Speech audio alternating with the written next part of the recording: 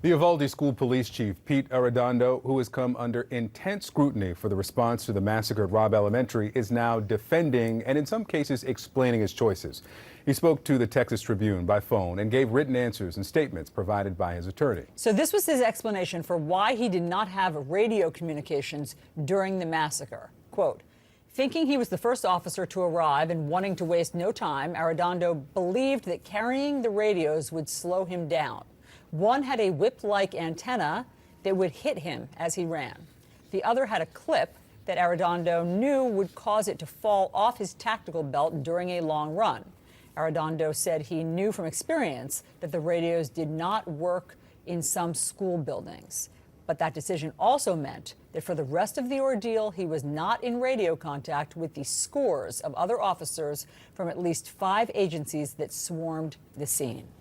Joining us now is retired LAPD Sergeant Cheryl Dorsey. Sergeant Dorsey, thanks so much. So explain this. So he said it would hamper his running. It would slow him down while he was running his radios. Does that make sense?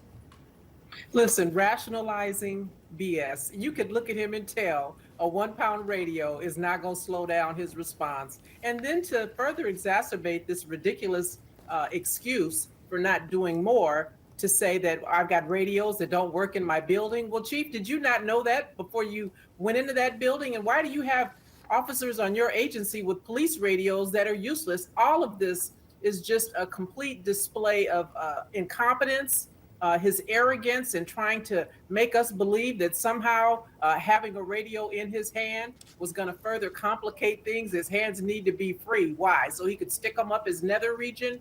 He is should be disqualified from holding any office, and I hope that the people of Uvalde figure out a way to hold him accountable, because listen, there's an investigative review and a report that's going to come. We already know what happened. My question is, how do you hold this man accountable? Well, now he's a member of the city council, so he is now have larger purview over the city. Sergeant, the day that we had this, we heard from Texas officials that it was the school police chief who was in charge. Your question was, how is this man in charge of this operation? According to this report from the Texas Tribune, he didn't know that he was the on-scene commander. He said that he gave no instructions. How is that possible? I mean, isn't that something that's established as soon as every individual arrives on scene? He's being intellectually dishonest. He is the chief of police of that school district. And so he is the incident commander. He's the top ranking official on that department.